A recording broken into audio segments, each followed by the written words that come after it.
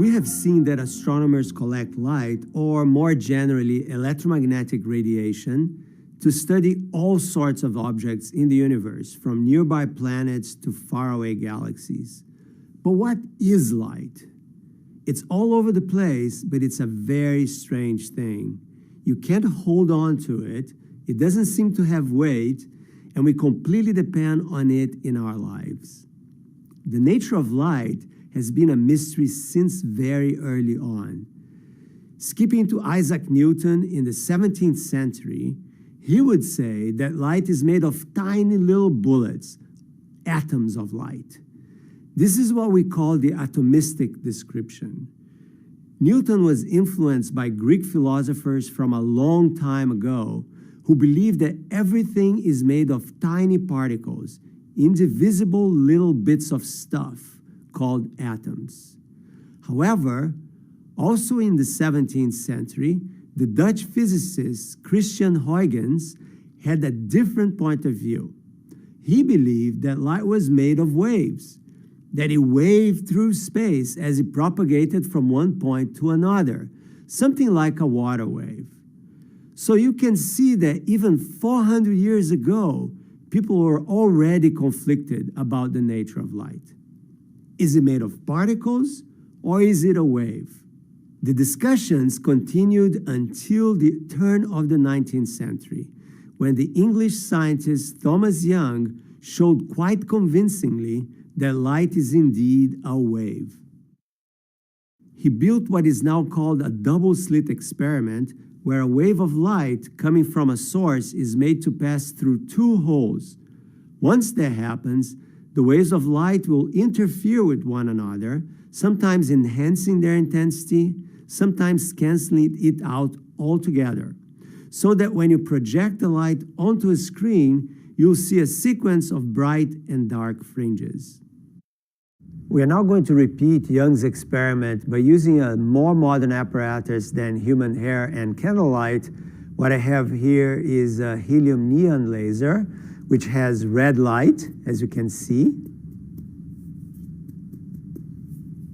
And I have it aimed at the wall, but it's passing through what we call a diffraction grating, or a grid, that I can adjust the width of it. And as I change the width of this diffraction grid, what's going to happen is that the pattern projected on the wall is also changing.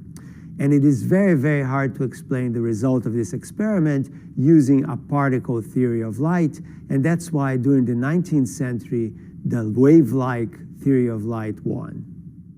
You can use your imagination to play with light and its diffraction properties.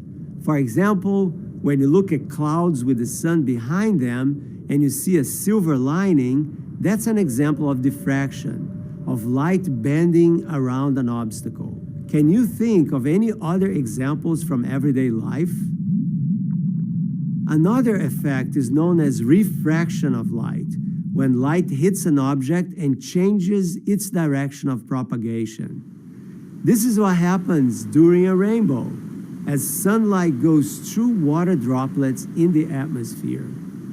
If you have a prism or just a crystal ornament and you can make sunlight go through it, you will see it being separated into the colors of the rainbow, from red to violet. Or you can do that with a water spray and a hose. Or even better, you can surprise me and come up with something quite different to show sunlight spreading into its colors. Let me know. With the acceptance of the wave theory of light, it became clear that different colors are basically waves of different wavelengths. A wavelength is just the distance between two successive crests of the wave. For example, red light has a longer wavelength than violet light.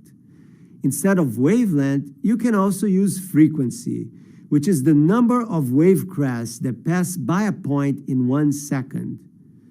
In the case of light or any electromagnetic radiation, if you multiply the wavelength by the frequency, you always get the speed of light, which physicists represent with the letter c.